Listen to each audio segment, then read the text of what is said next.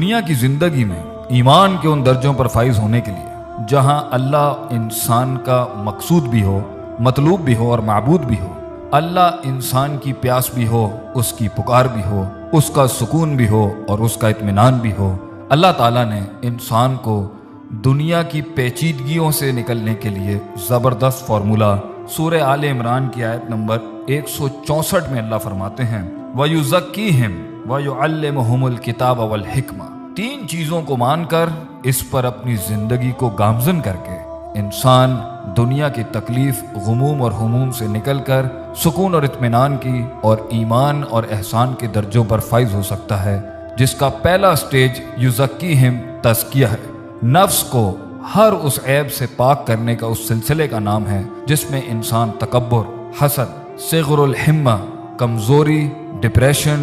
بزدلی، قائری کا شکار ہو جاتا ہے، لوگوں کو اپنا الہ بنا لیتا ہے اور دنیا کے پیچھے ہی لگ کے اس کی عبادت میں گامزن ہو جاتا ہے۔ وہ سمجھتا ہے لوگوں اور مال سے ہی اس کی زندگی کامل بھی ہوگی اور اس کا دلی سکون اس تکمیل تک پہنچ جائے گا جس کی تلاش کے لیے وہ اس دنیا میں بھیجا گیا تھا۔ اس پروسیس کو، اس پروسیجر کو تزکیۃ النفس کہتے ہیں، نفس کو پاک کرنا، اور یہاں پر اپنے دل کے اندر اللہ کی یاد کو، اس سے امید کو، اس سے محبت کو، اس سے رجا،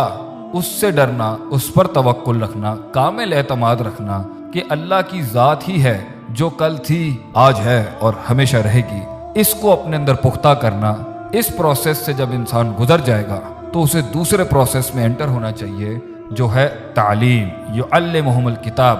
چیزوں کے، دنیا کے، جذبات کے، روحانی زندگی کے، جسمانی زندگی کے، لوگوں کے، اپنے اللہ کے حقوق اور ان سے جڑے ہوئے معاملات کو ان کی جگہ پر وضع کرنا، اسے علم کہتے ہیں۔ جس کے پاس علم نہیں، وہ نہیں جان سکتا سچ کیا ہے، جھوٹ کیا ہے، حق کیا ہے، باطل کیا ہے، ٹھیک کیا ہے، غلط کیا ہے، افراط کیا ہے، تفریط کیا ہے، ہر معاملے کے اندر کتنا کرنا ہے، کتنا نہیں کرنا، اللہ کے ساتھ کتنا تعلق، کس جگہ پر کیسے ہونا چاہیے، جذبات کے ساتھ، عقیدے کے ساتھ، نظریے کے ساتھ، لوگوں کے ساتھ کیا تعلق ہونا چاہیے اور اس دنیا کے اندر اپنے آپ کو کس طرح لے کے چلنا چاہیے۔ انسان کی ایموشنل سائیکالوجی، اس کی بیہیویئرل سائیکالوجی، اس کی محبت، اس کا پرسیپشن، ہر چیز کے بارے میں کیا ہونا چاہیے۔ اگر 4 کرنا ہے تو 5 بھی ٹھیک نہیں اور 3 بھی ٹھیک نہیں۔ وضع الشیء علی موضعہ، چیزوں کو اس کی جگہ پر رکھنا، یہ ہے علم۔ اور قرآن اور حدیث کے علاوہ یہ سٹینڈرڈ اور یہ ایکولیبریم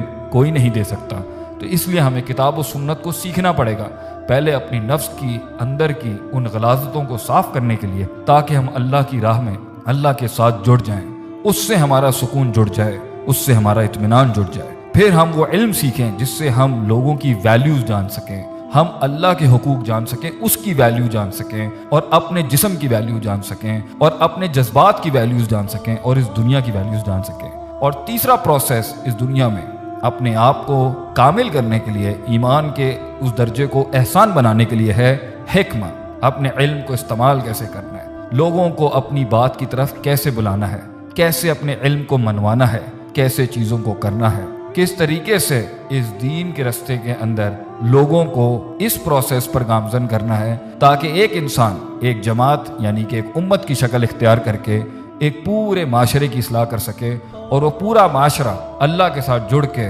دنیا کے اندر سکون اور اطمینان کی طرف گامزن ہو سکے۔ جب تزکیہ نہیں ہوگا، تعلیم نہیں ہوگی اور حکمت نہیں ہوگی تو ہوئی انسان دنیا کو اپنا معبود بنائے گا، دنیا میں اپنا سکون تلاش کرے گا، لوگوں میں اپنا اطمینان ڈھونڈے گا، لوگوں کی عبادت کرے گا، چیزوں کو ان کی وجہ سے ہٹائے گا اور دنیا میں فساد پیدا کرے گا، اپنے آپ کو الہ کہے گا یا لوگوں کو الہ کہے گا، اپنے آپ کو خدا کہے گا یا لوگوں کو یا اشیاء کو یا مال کو ہی خدا کہے گا۔ لوگوں نے اس دنیا میں وہ فساد اس لیے کیا کیونکہ وہ اصل علم سے دور تھے، اور اگر علم تھا تو نفس پاک نہیں تھا، اس میں سائیکوپیتھیز اور وہ تزکیہ نہیں تھا، اور اگر تزکیہ بھی تھا اور تعلیم بھی تھی تو حکمت نہیں تھی۔ کون سا کام کہاں، کب، کیسے، کس اماؤنٹ میں، کس کوانٹٹی میں، کس انٹینسٹی کے ساتھ کرتے ہیں، ان تینوں چیزوں کا بیلنس نہ ہونے کی وجہ سے انسان بحیثیت ایک امت، انسان بحیثیت ایک جماعت، انسان بحیثیت ایک فرد سکون اور اطمینان اس نیچرل بیلنس سے دور ہو گیا۔